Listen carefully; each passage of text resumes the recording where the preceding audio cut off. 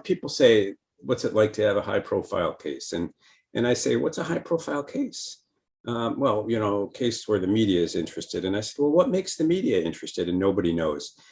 All cases are the same in a criminal defense lawyer's life. You have a person whose liberty and reputation is at issue, and the state has made allegations against that person. Your challenge is to hold the state to its burden of proof and to represent your client's interests, whether he, quote unquote, did it or not. Because a state that can convict without adhering to the rule of law puts us all at risk. A case, and so at any given point, I may have dozens of cases in my office. We have 5 lawyers here, and most of the world never hears of any of them, frankly, but a significant part of the world hears about 1 or 2 a year. And those are designated high-profile cases, the case that has a bevy of reporters on the courthouse steps or photographers in the courthouse, in the courtroom, and lots of things written about them. I'm always suspicious about those cases and what the public's interest is.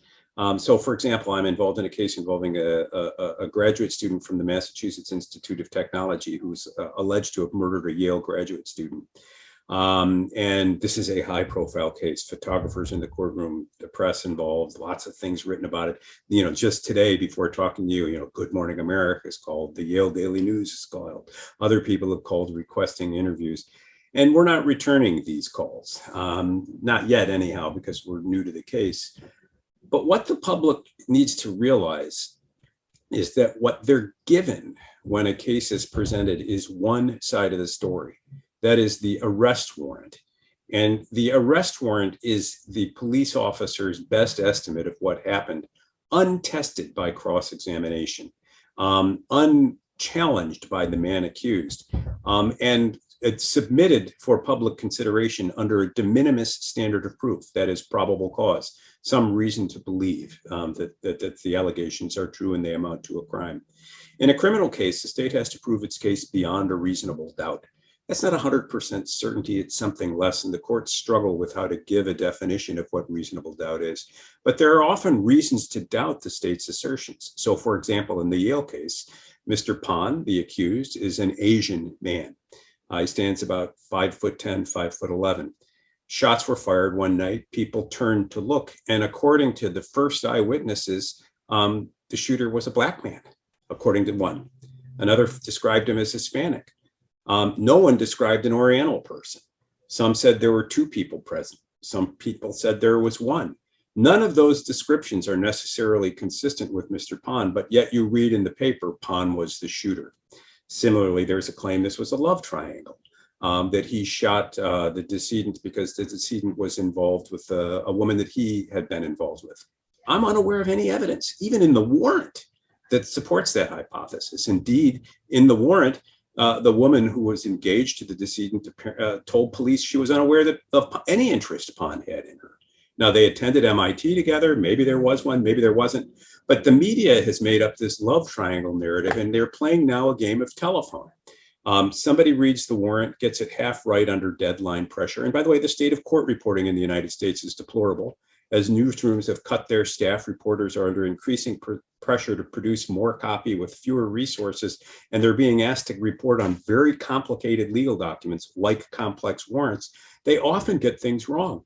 But when they get it wrong, it becomes part of the clip file, and that clip file gets repeated by others, and then the public latches onto a narrative that makes sense to them, and the defendant's fair trial rights are abridged.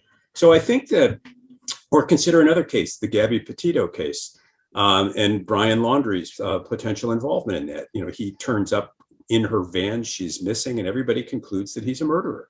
Now we know she's dead, and we've learned that she was strangled. He may well be the strangler. He may not. I really don't know, and neither do any of your listeners or viewers. It was entirely possible that she wandered off and that he left in shame and fear. We don't know. We do know that he's disappeared. Now, did he disappear because he's guilty? Or did he disappear because he's afraid that no one will believe him? And is he himself despondent and suicidal? Is he even alive? These are all questions that should be entertained based on the evidence that is available, but people want a satisfying narrative. And in the era of rage, especially in a murder case, I have a deep Freudian theory about this that you may not like. I think people love to hate accused murderers because we've got a little murder in all of our hearts.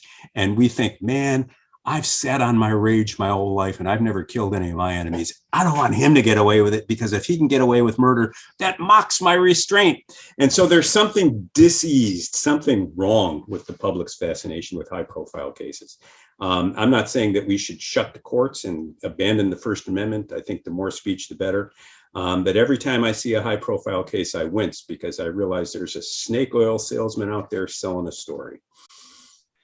What you've just said reminds me of a quote by Alexander Solzhenitsyn. He wrote, "Gradually it was disclosed to me that the line separating good and evil passes not through states, nor between classes, nor between political parties either, but right through every human heart and through all human hearts. And even within hearts, overwhelmed by evil, one small bridgehead of good is retained." So go ahead. Absolutely. I mean, Solzhenitsyn was absolutely brilliant. And I think he was right. There is a heart of darkness in the world, and it resides in every breast.